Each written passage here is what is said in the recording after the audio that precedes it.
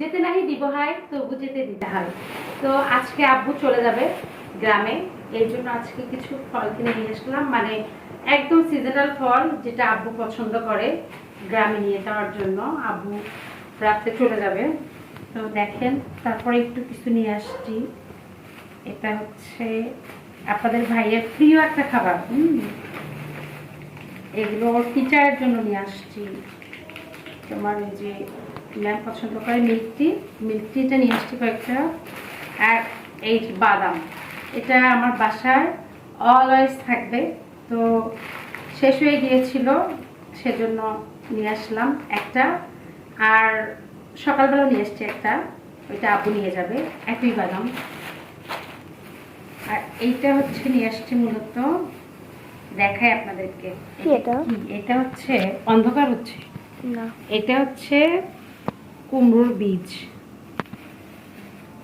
কে কি বলে আমাকে জানাবেন। অনেকেই বলেন যে আমার গাইবান্ধার ভাষায় কথা বলতে, তো আমার আসলে মানে আঞ্চলিকতায় কোনো সমস্যা নেই। এটা হচ্ছে কুমড়োর বীজ, এই যে দেখেন। এটা এই যে আমি একটা খেয়ে দেখাই। ধুয়ে খেতে হয়, আমি মুছে খাচ্ছি, কিছু করার নাই। বিসমিল্লাহ। এত টেস্টি যেটা বলার মতো না। তো এটা সম্পূর্ণটা আব্বু দেশে নিয়ে যাবে, খাবে আর কি। আর এখানে নিয়ে আসছি 10 কেজি আম। 10 কেজিতে একটু কম হতে পারে আম।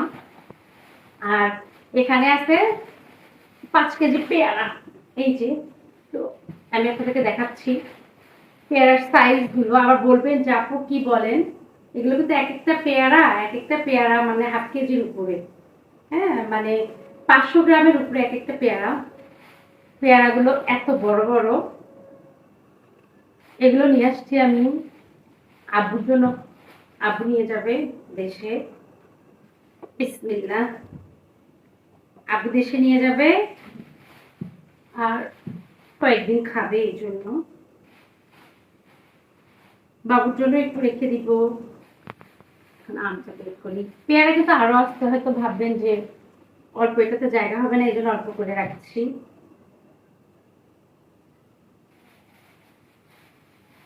মনটা অনেক খারাপ, কারণ আব্বু ছিল এই কয়েকটা দিন, কোনো চিন্তা ছিল না আমার। আর আব্বু না থাকলে আমার বেশি ঠিক হয়, কারণ যেহেতু বাসায় আম্মু নাই, একা একা থাকে।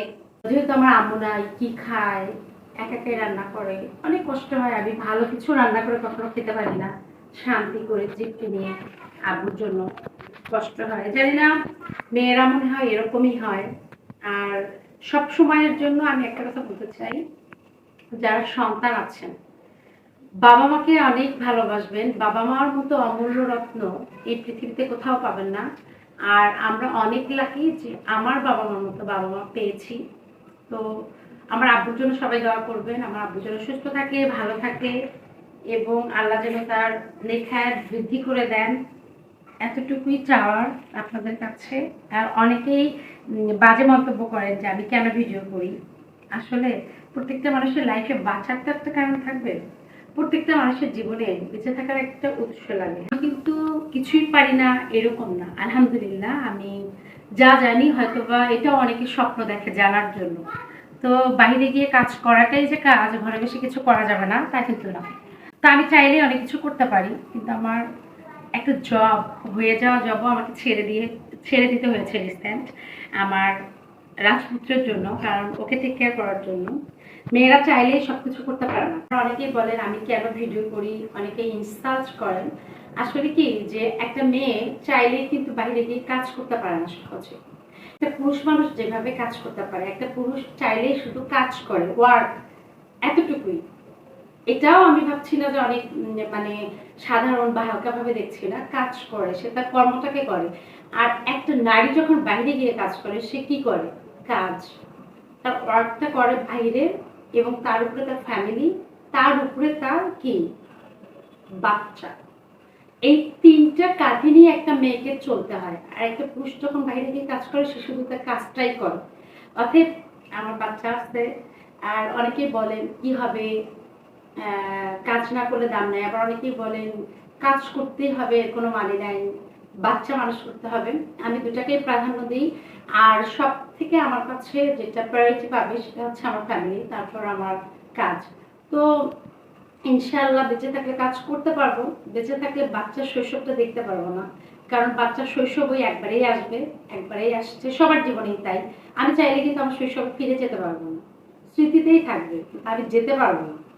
তো এটাই জীবন, এই জন্য আমি আমার বাচ্চাকে টাইম দিচ্ছি। পাশাপাশি মনে হলো যে আমি আগে তো ভিডিও করতাম, একটু ভিডিও করে আপনাদের যদি ভালো লাগে লাইক করবেন, কমেন্ট করবেন, শেয়ার করবেন, ফলো করবেন, গঠনমূলক কমেন্ট করতে পারেন, বাবা ভুল ত্রুটি ধরিয়ে দিতে পারেন, কিন্তু আমাকে দয়া করে জ্ঞানমূলক কথাবার্তা বলবেন না। আমি জ্ঞান মানে আপনি দেন, আপনি আপনি আপনি মানুষকে জ্ঞান দিতেই পারেন না, সব জ্ঞান মানুষকে দেয়া যায় না।